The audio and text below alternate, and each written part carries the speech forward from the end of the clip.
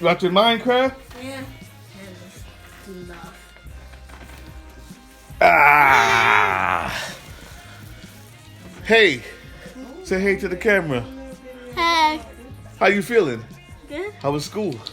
Really good. Really good? Well, one of my friends said, what the heck? and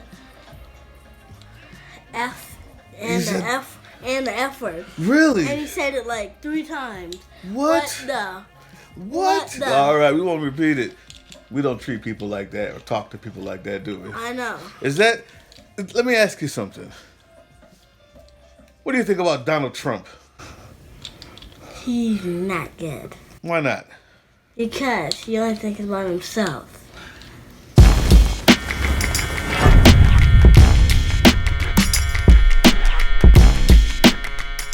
You're not going to live forever. We don't live forever. Everything we do, from the moment we're born to the moment we die, is in the furtherance of the generations that come after us. And they're watching. What else do you think about him, Trump? He's not that good because he's trying to monitor people's pregnancy and it's really a big deal. It's so rude. Wow, I didn't even know you knew all of that. You've been listening, haven't you? Even though I don't watch it that much, I still... Funny, I didn't know what to expect when I came in to say that, but guess what?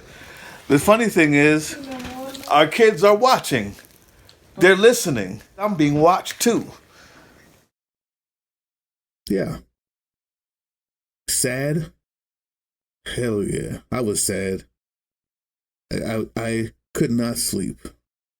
I was disappointed in America. I was sad. I was disgusted. Scared a little bit. A lot.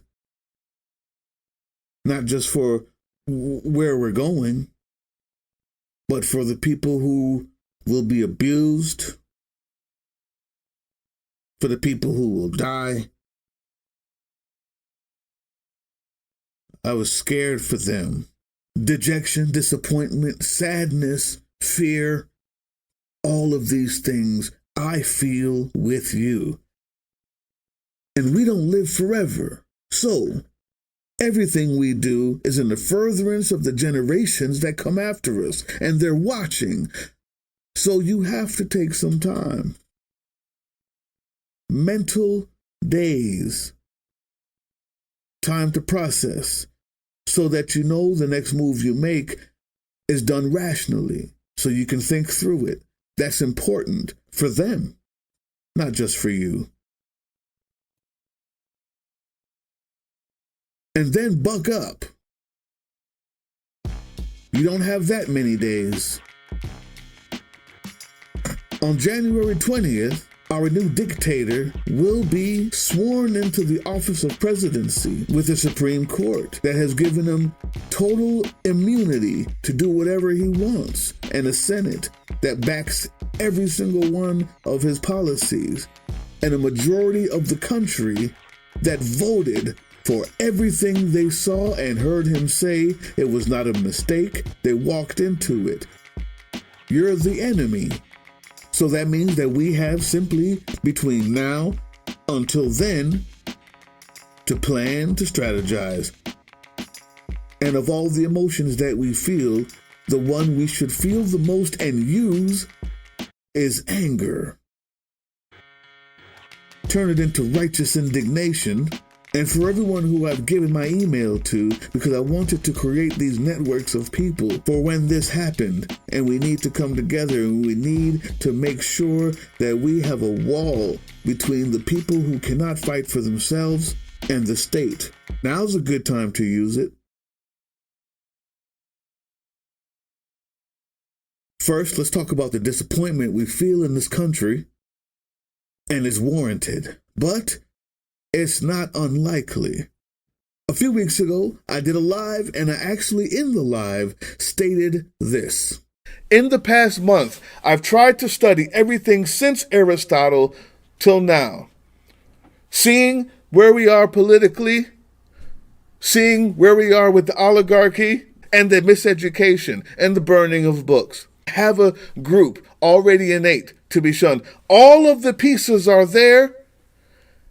Every single time in history that this happened, that these pieces all came together and a Donald Trump showed up, the wrong side won. Every time. Now, I hope that's not true. But more importantly, we have polls, we have exit polls. This looks like we might win this. But in doing so, we would literally be exceptional, extraordinary, one of one in history. Yes, we are not exceptional, fine. But we're not the first. And we're not the last. You see, there's a history that happens that I didn't say. The wrong side always wins, but in the end, that side always loses. How long it takes is up to us. You know, it could be 20 years, and after NATO's tired of an America that keeps on destroying life and profits around the world in an egomaniacal display of fascism that's passed on from Christian fascist to Christian fascist. And NATO comes in and has to destroy it.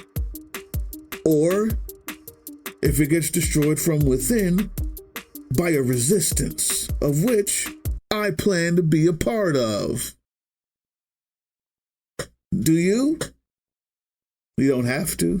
You can also take comfort in the fact that the bar is high exceptionalism. To be the first in the history of Earth to have done something was nearly impossible, and even I was naive enough to hope that it wouldn't be true. But that disappointment you feel should be quelled just a little bit, because now you realize we're just humans like the rest of them, and the only thing that you have going for you is that you don't live forever. And everything you do is in the furtherance of those who come after us and what we want to leave them, because they're watching. They're watching to see, will we accept fascism lying down? Will we cry all day, or will we buck up, stand up, and use that email address to create the next networks, to create the next free house, safe place, to work together with other channels and other groups off of the internet to teach skills that are necessary. We have a few months to do it. I say, I'm angry as hell. And when I woke up today, I was floating. I was dejected. I went straight to work after no sleep, really. I taught these kids, and they could tell I was phoning it in because I was lost, confused still. By the time I got home and opened up that door and saw the face of my son, I realized I'd given myself enough time to feel that way. You take as long as you need. Well, no. Hurry up. Take some time. It's necessary for them and for you. And then get back. Use the email. Are you angry? Sadness and dejection have no use in a world without empathy. Anger and righteous indignation are very useful. Very useful tools for focusing. I have skills I can teach you. Will you use the email? Will you watch the show? Will you share it? Are you hurting? I can help you. We can help you. That's the thing is, I gave an oath. I gave an oath in 1998 to defend the Constitution and defend it from all enemies, foreign and domestic, and my oath still stands. I joined the military because even though I have a history of depression and a lot of weird issues, the one thing I knew that always made me feel better was standing up for those who couldn't stand for themselves. defending the people who couldn't defend themselves. I got you. If you're sad, if you're scared, if you're one of the people who you know will be targeted by January 20th, I got you. That makes me feel good to say it. And there's others out there, I know who you are, that want to feel that good too. Use the email. I'm building a coalition. You see, when the state tells you that I'm holding up 5 fingers, and you have to say that, we will be right here to remind you there is 4 fingers that you see. As long as the truth has a way to get out, the lies can only go so far. The people who enjoy that, who need that, who voted for that, because the lie is easier, because just believing in the strong man is easier, because that thing that they felt, that old classic American feeling of fuck youism. Why are you voting for him? Because fuck him. Here's what it comes down to, fellow Republicans. You want a succinct closing argument? By the way, succinct means short. I saw the dirt faces on about half of you as soon as I said it. You want a brief closing argument? Here you go. Fuck them. We're fascists who don't respect the rule of law and will shred the Constitution the first chance we get. Why should you vote for us? Because fuck them. We're bigots who will ruthlessly oppress and persecute racial minorities, religious minorities, women, immigrants, queer people, and anybody else we goddamn well decide to. Why should you vote for us? Because fuck them. That is a liberating feeling for a weak person, of which we have many, of which are the majority, as it so seems. At least the majority of people who wanted to come out and vote. That feeling only propagates in an environment where lies are many, constant, and overwhelming. A lot of people felt that way. I want to be the bad guy. I'm voting for him because F you. That's why. And all the excuses they came up with meant nothing. They see you as the enemy. You have until the 20th. We have until the 20th. And if you're not so inclined to join up, to be a part of the resistance, that means you can go ahead and expect me to be there for you. Because that's why we have a resistance.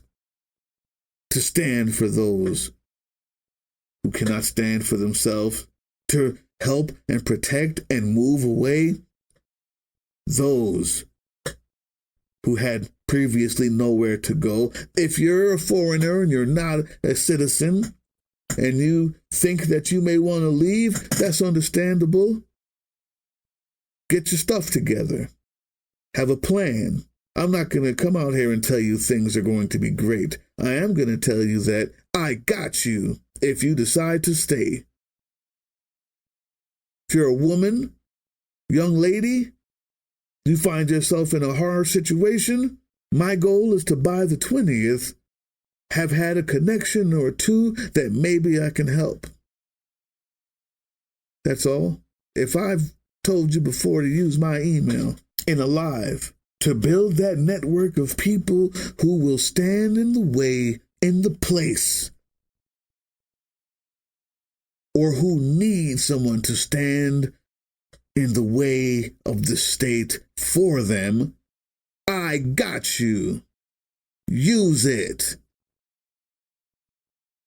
My resolve is steel now. Sadness, dejection, disappointment has now all been galvanized into one large righteous anger, pointed directly at the fascist state. I dissent.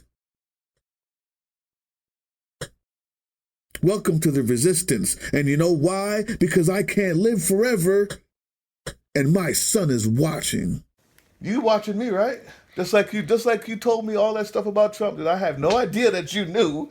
So what do I look like? You Giving up. no, I don't want you to see me give up, right? no, you and you don't, and that's good because if you give up, then you won't be able to do it because you won't know what to do. Okay, you just gave up, so like, oh, I don't know what to do. This how do I do this like this? So, cause since you gave up, you miss your chance to actually do it or see how to do it. So now you don't know how to do it because you gave up. So that's why don't give up. Or else it won't be tough. Or else it will not. Facts.